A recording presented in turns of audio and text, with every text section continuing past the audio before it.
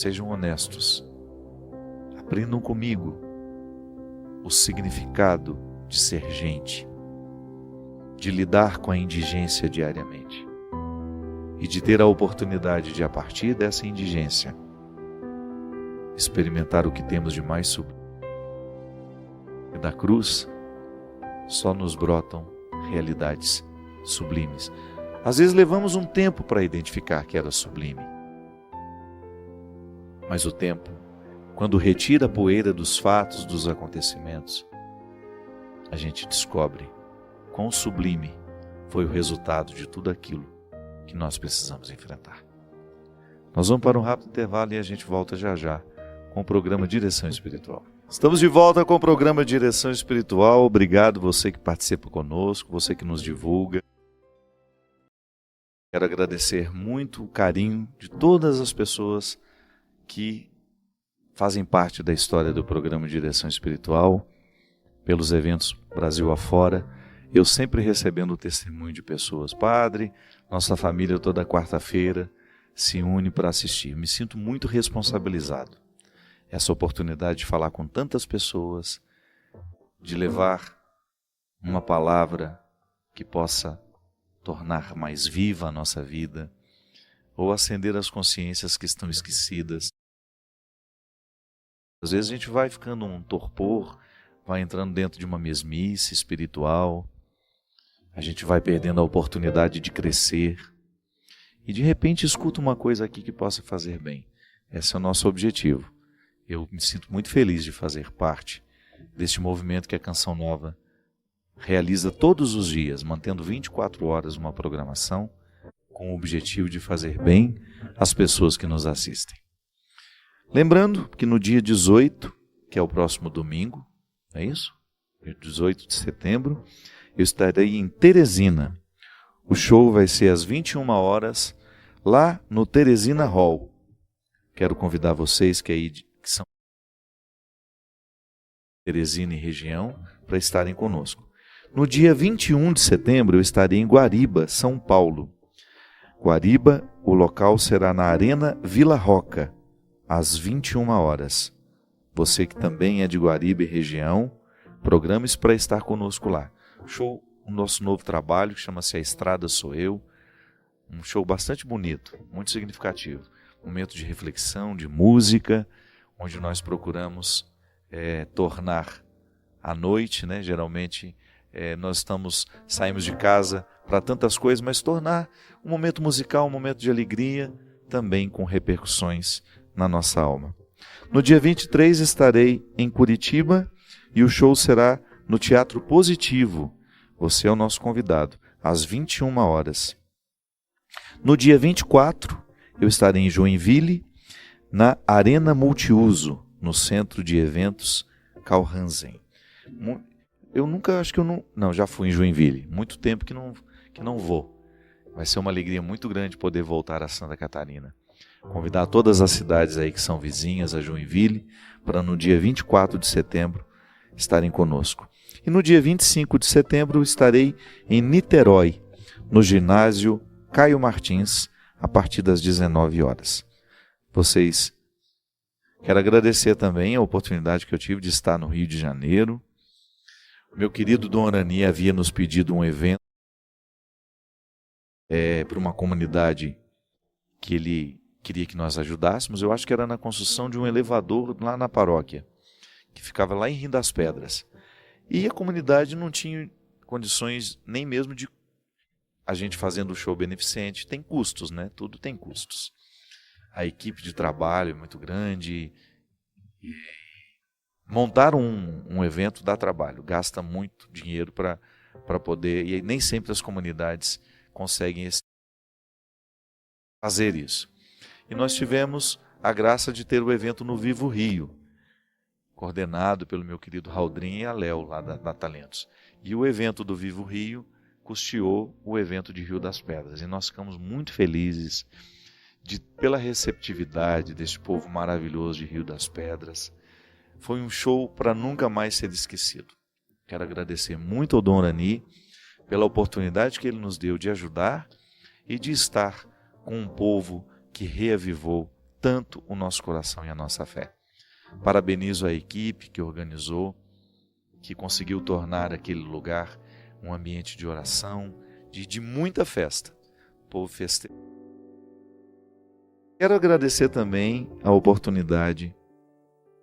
nessa oportunidade, ao povo de Angola, por ter me proporcionado Deus de maneira tão natural. Eu não sei o que acontece comigo quando vou lá, é a segunda vez que vou. Dessa vez nós tivemos uma sequência de 4 shows, um por dia, e foi uma alegria imensa para mim me unir à comunidade Obra de Maria, que faz esse trabalho lindo lá. Eu também fui para ajudar a minha banda, agradeço muito os meninos que também foram de maneira missionária, sem pensar, embora eles sejam profissionais, né? Eles não foram pensando no trabalho, dinheiro que poderiam receber como músicos, não. Todo mundo desejoso de fazer o nosso trabalho repercutir naquele lugar tão necessitado de ajuda. Agradeço muito ao Gilberto. Quero me unir à comunidade Obra de Maria, à missionária Poliana, que faleceu em Moçambique. Quero me unir à família Poliana, que eu acho que é de Caruaru, não é? A família da Poliana, que sepultou. Ela morreu na terça-feira, no dia antes de eu embarcar.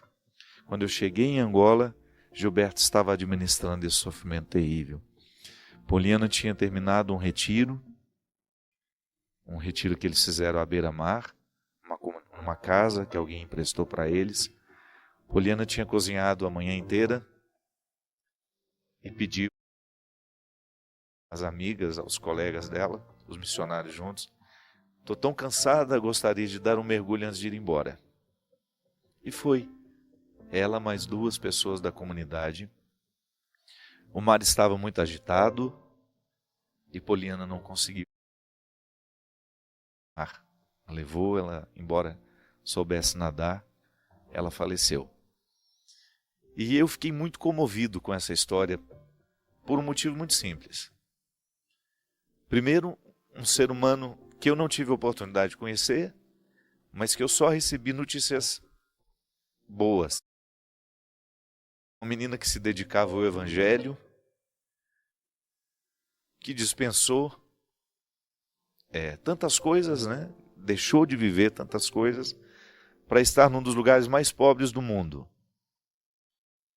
Se vocês soubessem como é o trabalho da Obra de Maria em Moçambique, se vocês soubessem as histórias que eu tenho escutado, o trabalho que eles fazem, do que esses meninos, gente jovem mesmo,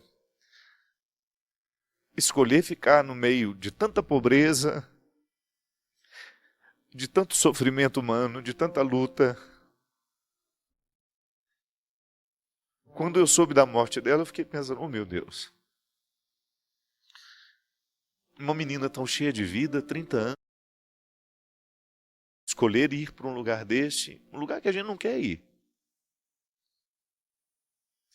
Ver a pobreza, um lugar onde as pessoas comem uma vez por dia, uma papa. Eu vi o que é essa papa, feito como se fosse um grude, sabe?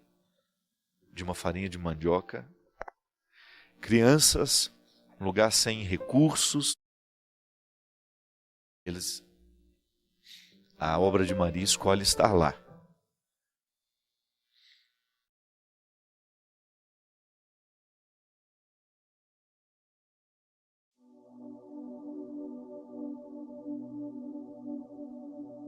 Muitas vezes nós temos a ilusão de que amar uma pessoa é você agradá-la o tempo todo. Não. Na verdade, a gente só firma no amor que a gente sente a partir do momento que a gente tem o poder de desagradar também, né? Que você já tem a segurança de desagradar. Engraçado, pode observar, pessoas muito carentes têm uma dificuldade imensa de desagradar, porque ela quer manter o outro sempre gostando dela. E manter o outro gostando da gente não é garantia de nada, né? Não garante absolutamente nada. Às vezes a gente encontra pessoas que precisam justamente se encorajar, se energizar, digamos assim, né? Para poder dizer não às pessoas, justamente para elas começarem a viver com qualidade.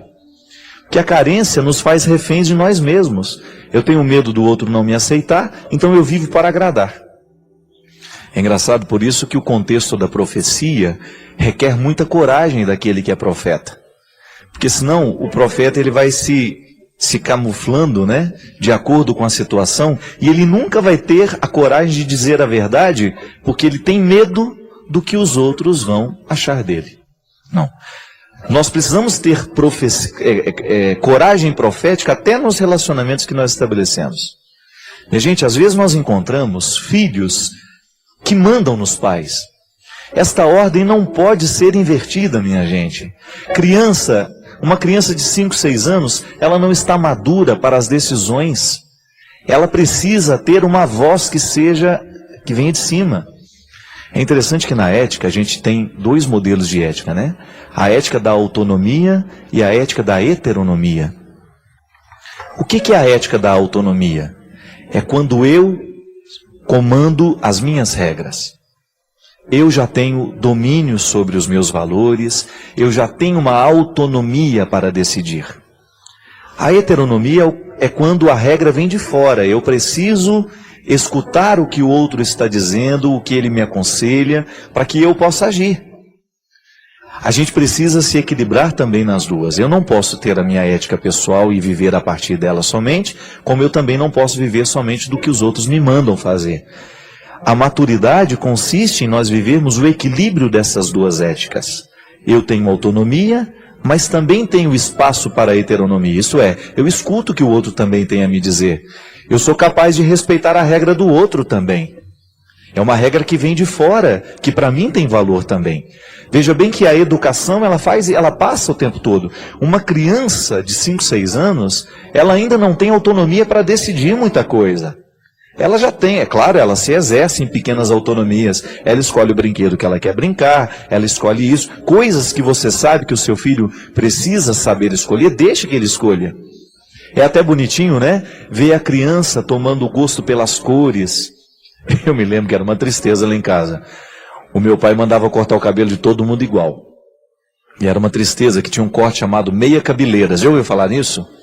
Era uma das coisas mais feias que podia existir na vida, né? Que era tudo suruca aqui, ó. E aí ficava só aquele topete, assim. Meia cabeleira. Parecia o corte do exército, né? E eu já era meio assim, enjoadinho desde pequenininho, né? Quando via o meu cabelo dos meus irmãos daquele jeito, eu já me ficava ameaçado. E eu consegui convencer o meu pai a deixar o meu cabelo do jeito que era. Eu até tenho umas fotos assim, eu tinha um cabelinho de cuia. Horroroso também, mas eu gostava, né? Parecia que tinha colocado uma cuia na minha cabeça e feito aquele negócio assim. É igual o cabelo do Maurinho, filho do Eros. Belezinha, um capacetezinho assim. Maurinho é lindo. E eu me recordo que igualzinho do China, do meu antigo diretor aqui, tá lá em Portugal. Quando eu fiz essa experiência de convencer o meu pai a deixar o meu cabelo como eu queria, eu me recordo que eu me senti, né, valorizado. Pode ter certeza que naquele momento o meu processo de autonomia começou a se fortalecer dentro de mim. Diferente de uma criança que é mandada o tempo todo. Há crianças que não têm o direito de escolher a cor que gosta. Também eu me lembro que tinha sobretudo os gêmeos, né? É uma coisa mais triste que tem, aqueles gêmeos vestidos iguais, né?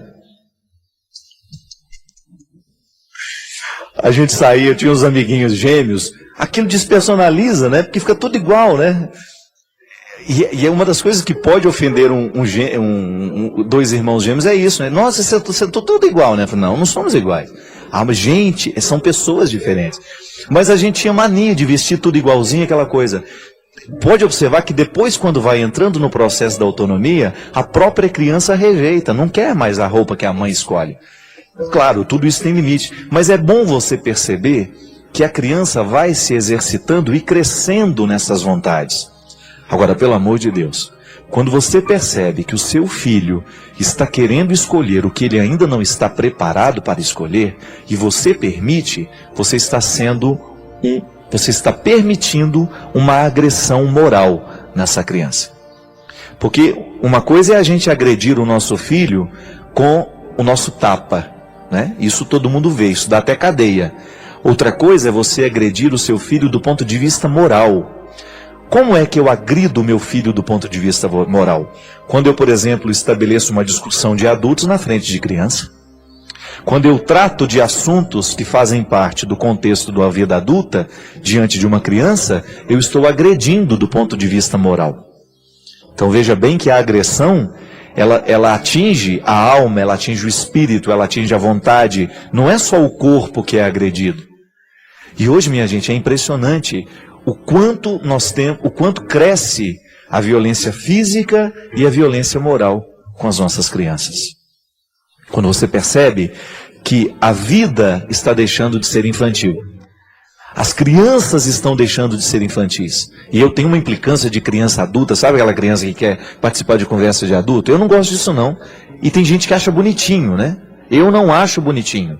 Não acho interessante que uma criança de 4 anos tenha comportamento de adulto e que fique querendo dar palpite na conversa de adulto. Não. Criança é criança. E nós precisamos saber respeitar essas fases da vida, porque senão daqui a pouco nós seremos agressores. E eu me recordei que no meu livro, Quem Me Roubou de Mim, eu trato uma história justamente a partir desta agressão que uma criança sofre no momento em que ela não é corrigida. Porque depois ela volta com uma agressividade para os pais e os pais não sabem mais o que fazer. Uma outra história, uma outra mulher, que eu já tinha falado de uma outra história aqui. Nessa mulher não existiam marcas de violência. O que havia era uma expressão de cansaço num rosto que parecia ter envelhecido antes do tempo. O rosto é o retrato da história vivida. Nela o sofrimento não nasceu de agressões de um marido que não soube amar, mas de um filho que aos 9 anos de idade assumiu o comando da casa.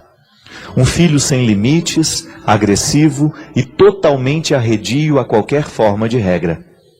Contou-me que o casamento havia terminado poucos meses antes. O marido, incapacitado de transformar a relação que ela estabelecera com o filho, resolveu ir embora definitivamente. Deixou de ser marido, mas deixou também de ser pai. Ela disse que não fez muito esforço para que o marido ficasse. Ela alimentava a ilusão de que com sua ausência, o filho pudesse se tornar mais dócil, mas isso não aconteceu. Contou-me também que o marido não teve muita influência na educação do menino. O trabalho lhe retirava rotineiramente da vida familiar e nas poucas vezes que tentava alguma forma de repreensão, a mãe o desautorizava severamente. Envergonhada, ela confessou-me que por 2 vezes o menino a agrediu fisicamente. Na primeira ocasião, a reação agressiva foi pelo simples fato de ela ter passado pela sala sem perceber ter levado com o pé o cabo do videogame. Ele arremessou-lhe uma tesoura e machucou-lhe a perna. A segunda agressão resultou de uma pergunta corriqueira, coisa de quem ama. A mãe perguntara se o filho já havia tomado café. A envelhecida mulher salientou um detalhe interessante.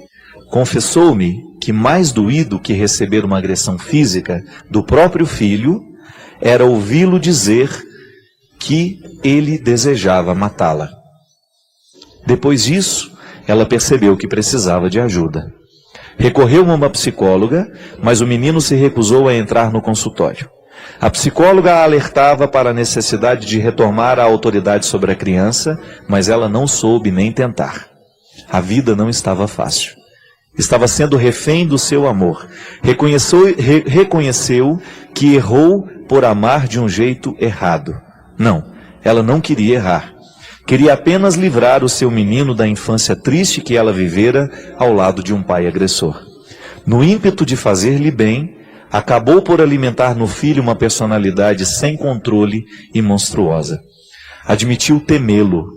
Reconheceu que escolhe as palavras para falar com ele porque tem medo da sua reação.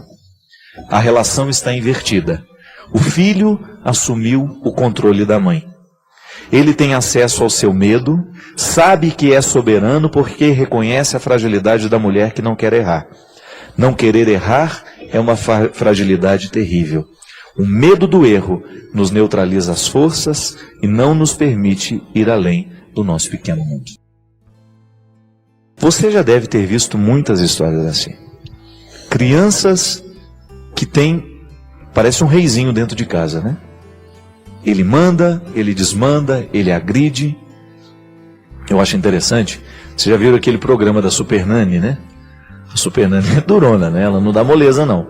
E uma das coisas que eu acho mais interessante na pedagogia dela é que toda vez que a criança faz alguma coisa errada, ela tem que ir para um cantinho da casa, não é? Um banquinho, onde ela vai sentar e pensar no que fez.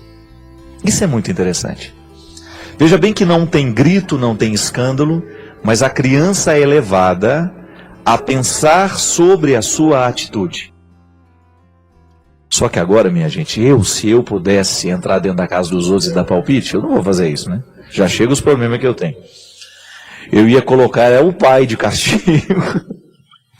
Porque às vezes o erro vem muito, é do pai também. Vão sentar aí no banquinho vocês dois aí e vão pensar na atitude que vocês estão tendo com essas crianças. Então, já que a gente pode no programa de direção espiritual, quem sabe eu vou sentar você no banquinho agora. Você está aí ouvindo, eu acho que o padre tem razão, eu estou errando na educação do meu filho. Pensa sobre tudo aquilo que você está permitindo que o seu filho faça. Minha gente, a melhor forma de nós resolvermos os conflitos é a gente estabelecer diálogo. É a gente explicar o porquê dos nãos. Não é só dizer não. Você diz o não e dá o motivo do não. Não é não pelo não. Há uma razão, há um motivo fundamentando a restrição. Nós não podemos pensar que um ser humano vai dar certo somente a partir de permissões. Você sabe muito bem que esta educação permissiva, ela não permite o amadurecimento das pessoas. A única coisa que ela permite é o sossego, né? Porque aí você dorme e está deixando tudo mesmo, você fica tranquila e as coisas vão acontecendo e você está fora da responsabilidade. Não é para ser assim. Definitivamente, ninguém lhe obrigou a colocar um filho no mundo e a partir do momento que você o colocou, é responsabilidade sua comandar o processo. Comandar este processo é o absolutamente necessário para que você tenha condições de pelo menos deitar a sua cabeça no travesseiro e dormir tranquilo. Porque é esse comando que você precisa fazer, é esta rédea que você precisa ter na mão que vai lhe dar tranquilidade. E diga sim, e diga não. Equilibre-se o tempo todo nessas duas possibilidades. Porque a educação dos nossos filhos, dos nossos colégios também é a mesma coisa. Dentro dos nossos colégios, dentro dos nossos ambientes de trabalho, somente no momento em que nós equilibramos o sim e o não.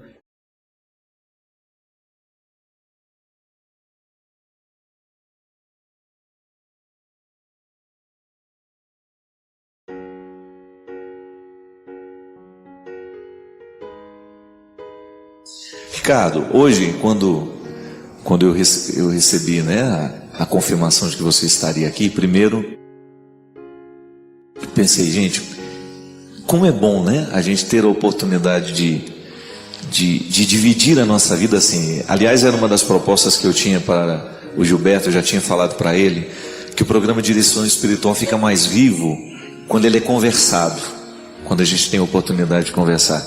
Como é que é? Hoje a gente sabe, Ricardo, que uma das grandes dificuldades que nós temos na família é justamente esta incapacidade humana de exercer papéis diferentes.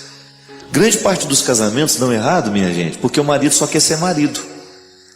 Ou ele só quer ser o pai. Quando, na verdade, ser pai, ser marido, é o desdobramento de muitas funções, não é verdade? Olha, enquanto você foi falando, eu ia me vendo em tantas situações do meu dia a dia, que eu vivo com a Eliana e com o Eduardo, que é exatamente assim. Essas coisas que você foi dizendo, elas são tão vivas, tão claras dentro de mim, que eu confesso não ter assim dificuldade nenhuma de vivê-las. Elas são muito naturais em mim. Não sei por que cargas d'água, desde que eu comecei a me entender por gente, mas depois ainda, quando conheci o nosso Senhor, que o interesse pelas pessoas foi algo tão marcante na minha história. Saber que as pessoas, elas se encontram com Deus tão grande, tão forte, tão iluminado, mas elas continuam com as suas dificuldades, com as necessidades tão pequenininhas, como necessidade de uma atenção, um abraço, de ouvir, ou a necessidade de ter alguém por perto que confira um pouquinho de confiança. Quer dizer, vou dizer uma loucura aqui, mas é acertado. Não basta Deus, basta gente perto da gente, basta gente precisa ter gente sendo amigo, sendo irmão, sendo pai. Eu vivo uma experiência com meus irmãos de comunidade também, que é uma experiência de ser pai, ser amigo e de ser irmão. O desdobramento das funções, é bonito. É o desdobramento do amor, não é? Amor que transborda e que sabe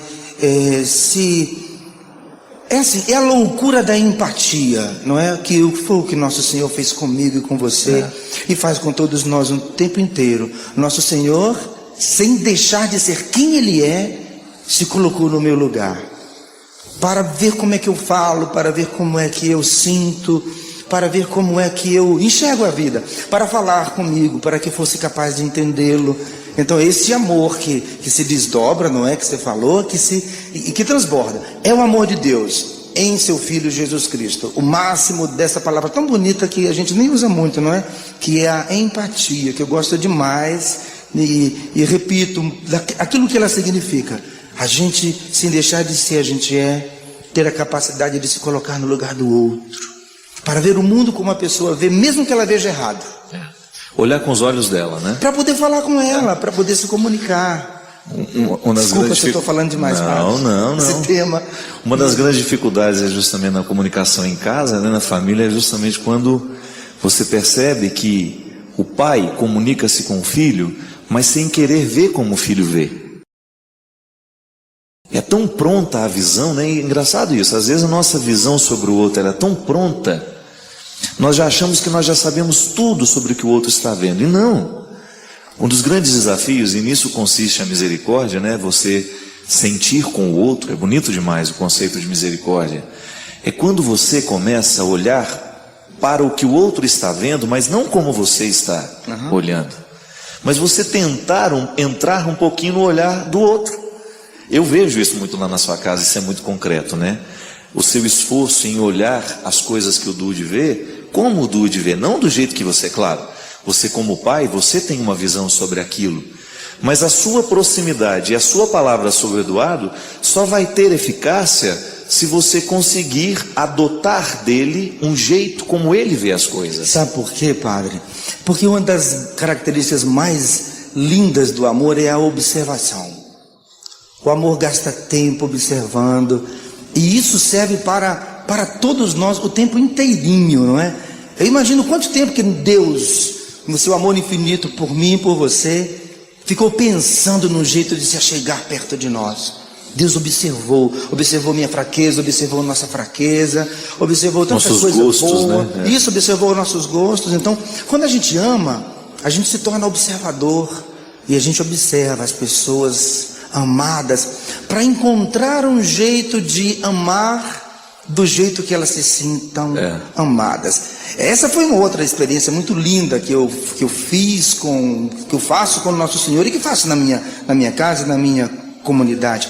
Quando eu entendi, Padre Fábio, que as pessoas não são amadas do jeito que eu as amo, elas são amadas quando eu consigo descobrir o jeito que elas se sentem amadas. Então eu não amo do jeito que eu sei amar. Eu preciso descobrir um jeito de amar o Padre Fábio, descobrindo o jeito com o qual ele se sente amado. E aí eu vou fazer uma coisa tão simples como dar um copo de água para ele, no dia que eu observei que ele estava com sede. E aí ele vai dizer: Ricardo Sá me ama. Me ama, Só porque eu te amei de um jeito que é seu, que não é o meu jeito de amar. Aí eu me aproximo do amor cristão, porque esse amor me faz morrer cada vez mais para quem eu sou, para dar a minha vida para o outro. Por isso é que o amor entre marido e mulher é um amor profundamente cristão, porque a gente vai aprendendo dia após dia a amar o outro como o outro se sente amado, e isso é morte.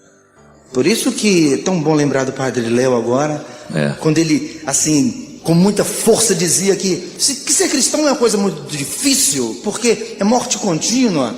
A gente vai morrendo para Um dia, quem sabe, a gente conseguir dar-se tanto ao outro que a gente acabe por dar a vida, porque aprendeu a amar do jeito que o outro se sente amado. Você está falando aí, eu estou me recordando que hoje eu fiz questão de trazer aqui para o programa, bem um pouco nessa perspectiva do que o Ricardo está falando, né? As pessoas procuram nos amar de acordo, de um jeito que ela acha que eu vou me sentir amado. Isso é muito bonito, isso é muito profundo, né? Aliás, vale a pena a gente conversar muito sobre isso. Amar o outro de um jeito que a gente sabe que ele realmente vai se sentir amado. Porque às vezes a gente busca o jeito errado e o outro nunca vai se sentir amado por nós por isso. Exato. Porque a gente ama só com o nosso jeito. Você não descobre, você não investiga o jeito do outro ser, né? Ricardo, eu ganhei um presente hoje. Chegou pelo correio. Estava lá na Mitra, lá em Taubaté. Eu passei lá hoje, ontem na verdade. E na verdade eu só abri hoje. Vou chegar até pertinho. Eu não tenho muita curiosidade de abrir pacote não, sabe? Às vezes os pacotes ficam lá em casa uma semana, 2. É engraçado, eu adquiri isso. Eu não tenho pressa de abrir os presentes. Quanto tempo muitas vezes uma pessoa leva para construir um gesto? Não é verdade? Às vezes a pessoa leva um tempo observando, amando à distância, querendo bem, até o momento que ela sente o desejo de materializar isso. Eu digo isso porque na ânsia de querer amar, a gente materializa antes da hora. Aí a gente dá presente por dar. A gente entrega muitas vezes o que não é nosso, né? É como dar um presente para um filho com dinheiro que você não tem. O presente material, ele não segura muito significado às vezes. Hoje, por exemplo, hoje eu ganhei um relógio quando cheguei. Mas o olhar dos dois me entregando o presente, padre, nós conhecemos o senhor, e foi contando um pouquinho do porquê que estava dando o relógio, né? E eu achei bonito porque eu não uso o relógio de qualquer jeito. Da mesma forma como eu já ganhei um dia, eu não sei nem quem foi.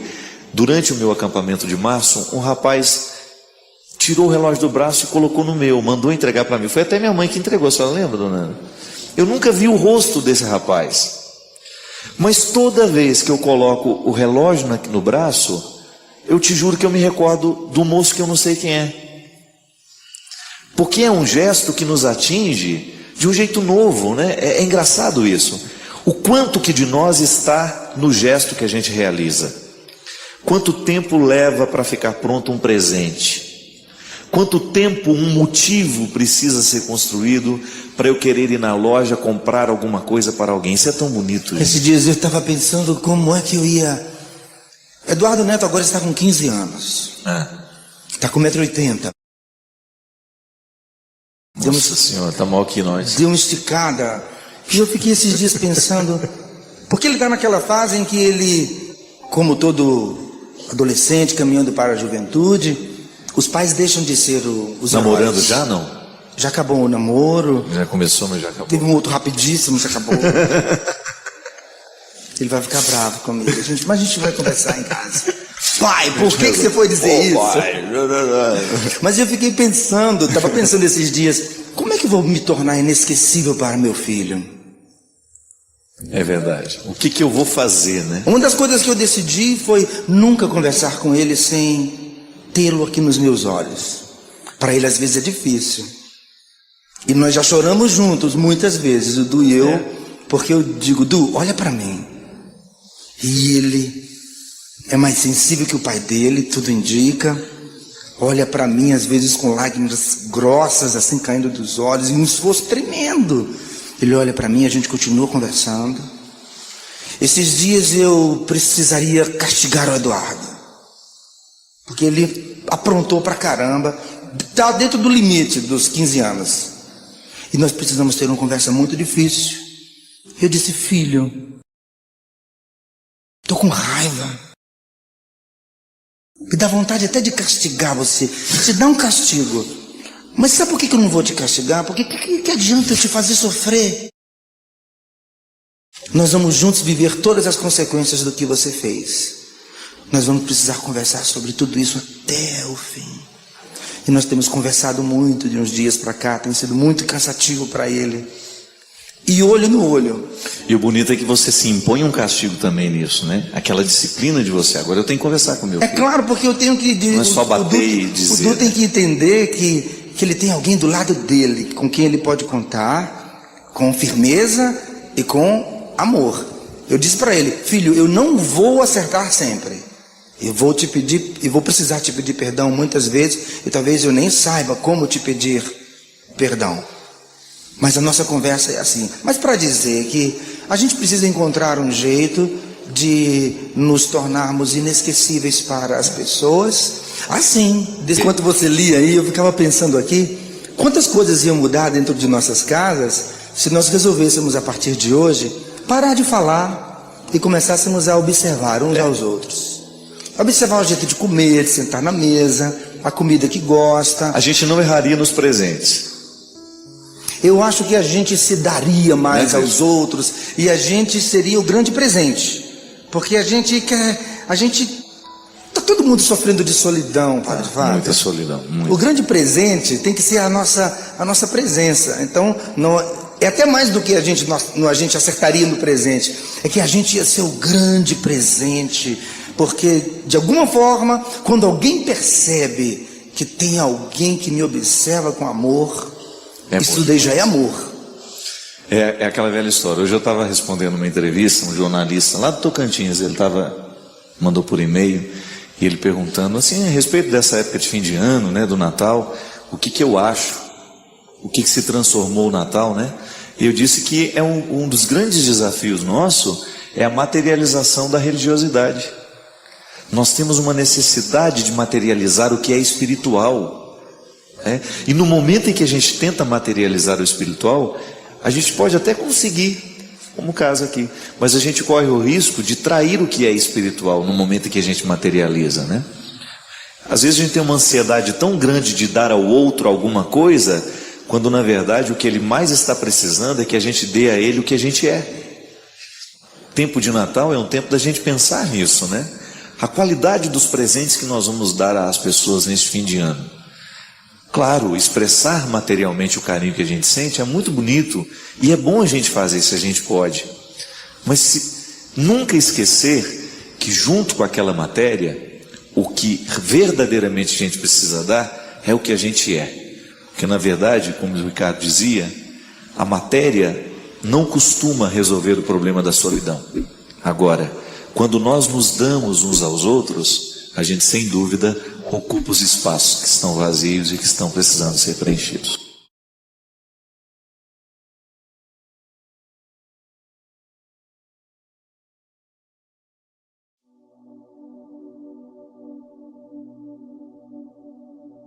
E se um dia eu lhe der um conselho que você identificar como contrário ao que Deus já revelou para você, por favor, não acredite em mim. Porque quanto mais você mergulhar na sua espiritualidade, mais autoridade você vai ter para saber o que Deus quer de você. E você não vai precisar ficar dependendo de os outros digam para você. Não. Se enxerga, mulher. Se enxerga, rapaz. A gente escutou isso a vida inteira como negativo, né? A partir de hoje, não. Quando alguém fala assim, enxerga para você, mesmo que ela não tenha boas intenções, ela está me dando um conselho bom, vou me enxergar, vou olhar para mim, vou saber quem eu sou, vou saber que Deus mora em mim e que não abre mão de mim e que vai estar comigo até o fim. Faz um milagre em mim. Acordando o poder de Deus em mim, acordando o poder de Deus em você. Você tudo pode naquele que te fortalece. Chega de ficar temendo aquilo que você pode enfrentar. Chega de ficar temendo aquilo que é seu. Está aí, é para viver, é para resolver, é para viver o embate. Deus nos põe em pé. Você está fortalecida com o poder de Deus. Nenhum mal pode fazer absolutamente nada em você se você não abrir brechas. Como a gente dizia, quando é que o diabo começa a ter acesso em nós? Quando a gente deixa de se respeitar, quando a gente deixa de se amar. A blindagem que Deus faz em nós é a fé, é a consciência que você tem. O diabo, como dizia Santo Agostinho, é um cão bravo, que late dia e noite, mas está amarrado. O que você precisa fazer é só não se aproximar dele. Há um mínimo sinal de que algo pode ser maléfico em sua vida, pode drenar a sua energia, pode drenar a sua força. Recorde-se da força do Espírito em você. O Espírito está guerreando por você, ele está batalhando por você e lhe tornando cada vez mais apta e apto às suas batalhas. Tudo posso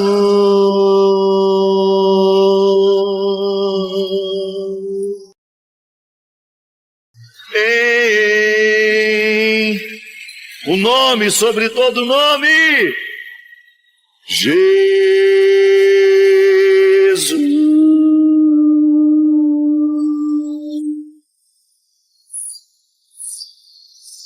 Nunca pare de lutar.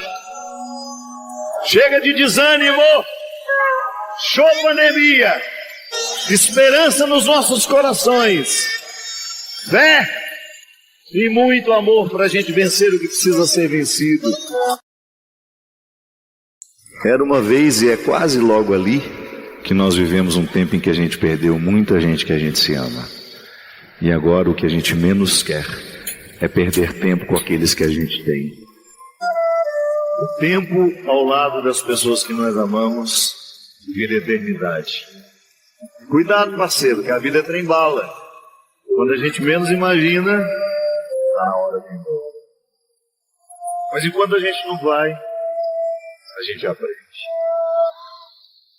Quem mais você perdoou na vida? Certamente quem você mais amou. Não precisa dizer mais nada. Você me abraça.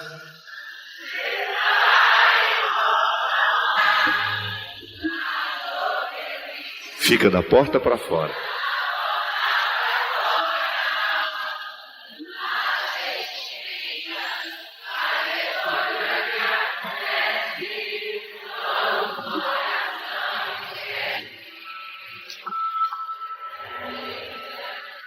Essa é a música que eu mais gostava de cantar para minha mãe. Tinha um prazer enorme de deitar no colo dela e cantar isso.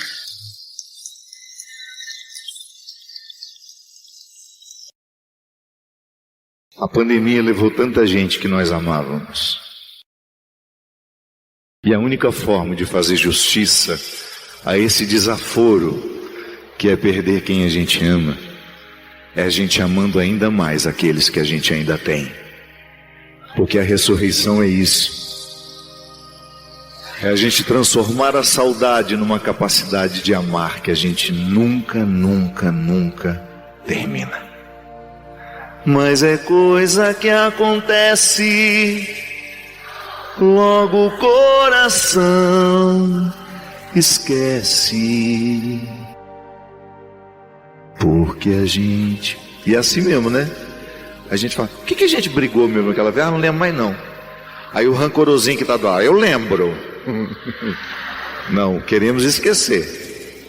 Porque a gente se ama.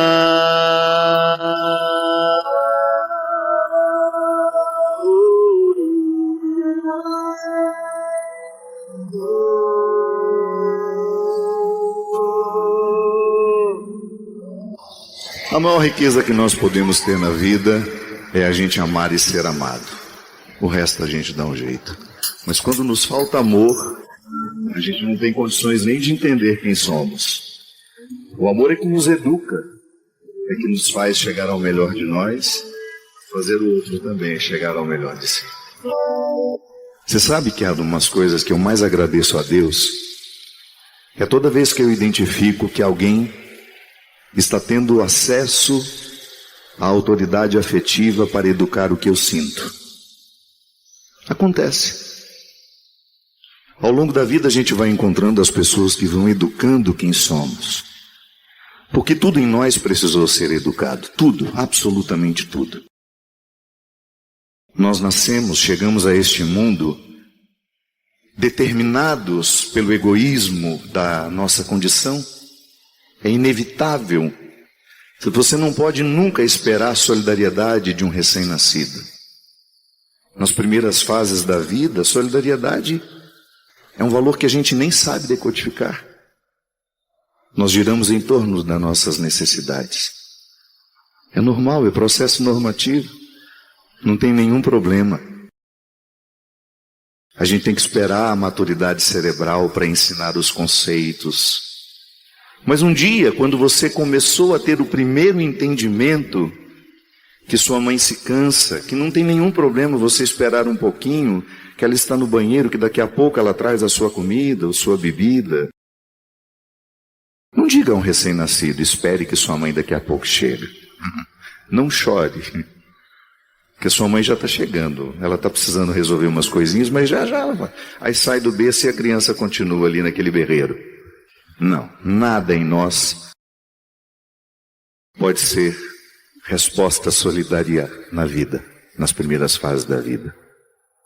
Mas em um determinado momento, com muito jeito, a sua mãe foi dizendo: minha filha, divida essa bonequinha com a sua irmã. O que a gente tem fica mais bonito quando a gente divide. Você começou a ter as primeiras lições sobre a sua capacidade de dividir o que você tinha. Divide um brinquedinho, divide uma bolachinha.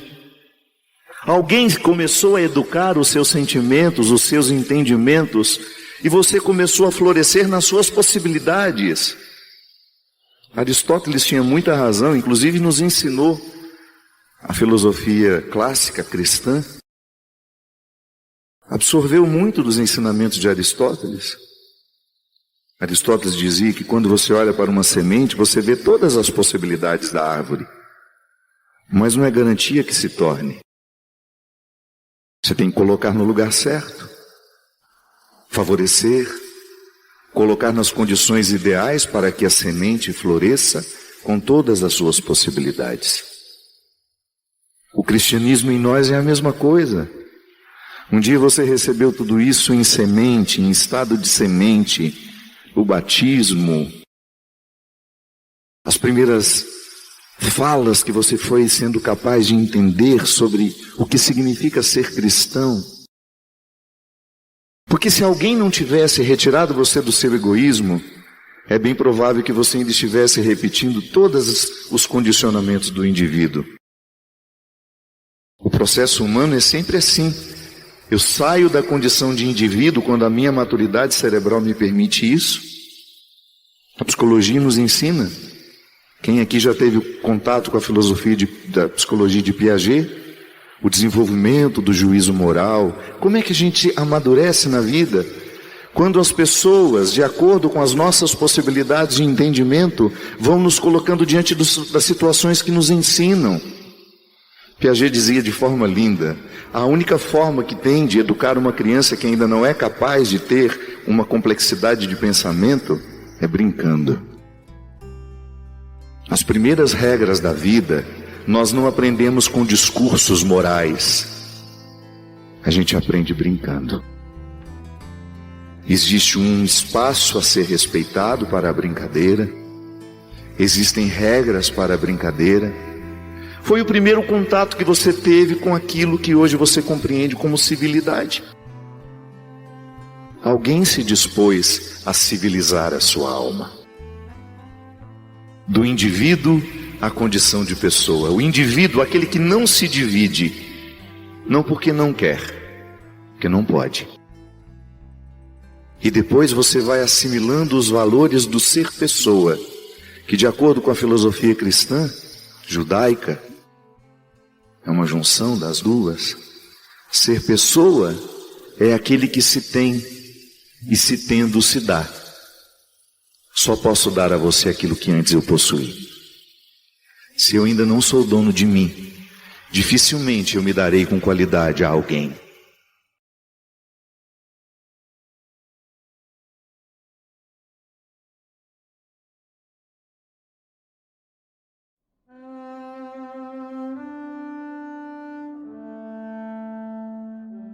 Toda vez que nós temos um desrespeito dentro das relações que a gente estabelece, a gente precisa primeiramente tomar o posto, né? Isso é, assumir o papel.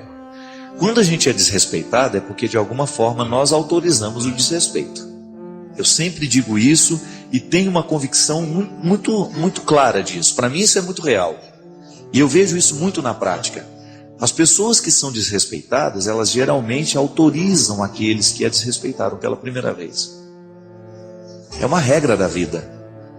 Se uma pessoa grita uma vez com você e você não fala nada sobre o grito dela, se você não diz que aquele grito realmente lhe incomoda e você não quer que ela continue gritando, é possível que ela grite a vida inteira. E porque você nunca disse, porque você nunca revelou a ela que aquele grito lhe incomodava, então é possível que ela vá continuar gritando a vida inteira. Isso é, você não tomou a posição na hora certa, então vai ter que aguentar grito o resto da vida. Porque ela identificou que com você ela pode gritar quando ela quiser. Quando uma pessoa lhe dá um tapa, sobretudo na relação marido e mulher, e você aceita este tapa, e você não coloca aquele homem no lugar dele, você está autorizando que este marido se transforme num agressor. E muitas vezes denunciá-lo é a melhor forma de ajudá-lo. Você não pode ficar passando essa violência sozinha e calada. Porque cada vez que você oculta o seu agressor, você está dando pleno poderes a ele de continuar lhe agredindo. E essas relações marcadas pelas agressões são relações que nós chamamos de objetais. O que é uma relação objetal? É quando eu estou diante de alguém que eu enxergo como um objeto. Um objeto eu posso fazer o que eu quero com ele. Ele não tem reação. Eu posso pegar essa cadeira e quebrá-la. Eu posso jogá-la fora, eu posso gritar com ela. E não vai alterar em nada o que essa cadeira é, porque ela é um objeto. Agora, a partir do momento que eu trato aquela pessoa como se ela fosse um objeto, isto é, com total desrespeito por ela, eu estou então desumanizando a relação. Uma relação desumanizada é uma relação que vai causar muito sofrimento em quem está dentro dela. Porque nós não queremos ser desumanizados. Mas volto a dizer, no momento em que há o primeiro gesto de desumanização, se a gente não reage contra esse gesto, é possível que a gente vá se desumanizando cada vez mais. E você sabe disso na prática. Começa a pensar aí na sua vida, quantas pessoas já lhe agrediram com palavras, e são agressões constantes muitas vezes. Filha que grita com a mãe, isso é tão comum, não é? Filho que agride a mãe. Um dia essa mãe perdeu a autoridade sobre ele. E a autoridade não é gritar não, viu? A autoridade é dizer a ele com calma, você não vai gritar comigo, porque eu sou sua mãe e mereço respeito. E você vai demonstrar por meio das suas atitudes, que se ele continuar gritando com você, ele vai passar por um processo de correção que lhe vai ser muito doloroso. Porque se você não contorce essa situação, não é aquela história? É de pequenino que se torce o pepino, não tinha uma coisa assim? É verdade. Se você não coloca a criança no lugar certo, daqui a pouco ela está mandando em você. Relação objetal entre pai e filho é muito comum. Tem muitos filhos, gente, que são, 2, 3 anos, carinha de anjo, mas já estão agindo de maneira terrível. Já são diabólicas nas suas atitudes. Sabe por quê? Porque elas estão criando dentro delas um espírito de autoridade que um dia vai desencadear e até mesmo no risco de violência física contra os pais. Então é preciso que a gente o tempo todo jogue luz sobre as relações que nós estamos estabelecendo. Será que nós também não estamos tratando o outro como se fosse um objeto? Será que nós não estamos autorizando os agressores? Será que nós não estamos entregando a eles a possibilidade de fazerem com a gente o que eles bem entenderem? É muito comum no mundo de hoje a gente permitir a agressão. Um dia ele muda. Não, não vai mudar não. Se a gente não sinalizar para a mudança, ele não vai mudar. Eu volto mais uma vez àquilo que eu estava confessando da minha vida, né? Sabe qual que é o grande risco que eu corro como pessoa? É o fato de eu ter pouco espaço na vida, de ter feedback das pessoas para mostrarem os meus erros, para mostrarem os meus defeitos, para mostrarem aquilo que em mim precisa ser modificado. Por uma razão muito simples. Às vezes a minha estrutura de vida não me permite isso. Às vezes as minhas relações são tão rápidas, os meus encontros são tão transitórios, que eu não tenho uma pessoa que de fato chegou, Padre Fábio, isso não está certo não. Naquele momento que eu disse para você que eu tive o desafeto, né? Que eu ouvi dessa pessoa isso. Uma pessoa com muito carinho me disse, uma pessoa que participa da minha vida. Cuidado com o que você está fazendo com você. Porque chega um momento, gente, que assim como eu posso fazer bem a muita gente, eu posso fazer muito mal a uma pessoa. Tudo depende do que eu vou permitindo. E muitas vezes esse feedback é absolutamente necessário para que a gente não se torne objeto do outro. Deus me livre de ser objeto do outro. E a gente sempre corre esse risco, né? O que é você ser objeto do outro? É quando ele vê em você apenas a satisfação de uma necessidade. Cada vez que a gente se sente objeto do outro, ou então que ele te põe a mão quando ele quer, que ele te abraça do jeito que ele quer, não. O corpo é um limite que precisa ser respeitado. Eu não sou um objeto para o outro me encostar do jeito que ele quiser, me pegar do jeito... Não, as coisas não podem ser assim não. Você na sua vida estabelece os seus limites o tempo todo. E é importante que você estabeleça. Você não é objeto. Se você cair no meio de uma multidão, e essa multidão se sentir no direito de colocar a mão em você o tempo todo, não. Há um limite que precisa ser respeitado. A relação objetal, ela acontece em todas as dimensões da vida. No momento que você vai ao banco, por exemplo, você corre o risco de ser considerado um objeto. Se você é mal atendido, se a pessoa olha para você como se você fosse mais uma cadeirinha que está ali dentro, e não se preocupa com as suas necessidades. Nos estabelecimentos públicos, nós corremos o risco o tempo todo de sermos considerados objetos. Às vezes você entra dentro de um lugar, você não é considerado humano, você é apenas mais um número que está ali dentro. Numa fila de espera no hospital, numa fila de laboratório, sei lá. Você corre o risco de ser considerado um objeto. Eu até digo que o que faz diferença no atendimento das pessoas hoje? Se você tem uma empresa e não quer trabalhar a partir das relações objetais, é você tratar o outro como gente. Hoje, por exemplo, eu fiz uma experiência muito interessante lá em Taubaté. Eu precisava de uma informação a respeito de uma encomenda minha internacional que está vindo, e eu liguei nos Correios. E não estou tratando com preconceito, mas geralmente quando a gente liga para essas empresas, a gente custa ser atendido, não é assim? Até que aquilo cai dentro daquele setor que vai analisar a situação. Não, imediatamente eu fui atendido por um rapaz chamado Rogério, que foi a segunda vez que ele me atendeu. E olha, o interesse dele por resolver a minha situação, nem era da alçada dele, mas ele se interessou pelo assunto, procurou e disse, Fábio, nem sabia quem eu era, falou, Fábio, quando você, vamos esperar mais uns 2 dias, não conseguindo, ligue, me chame, fale comigo, que eu vou lhe ajudar a resolver essa situação. O que na verdade aconteceu, minha gente, é que aquele rapaz, no exercício da sua profissão, me tratou como gente. Porque nós somos agredidos muitas vezes, como essa senhora estava dizendo, não é só por meio de atitudes, de gestos violentos, não.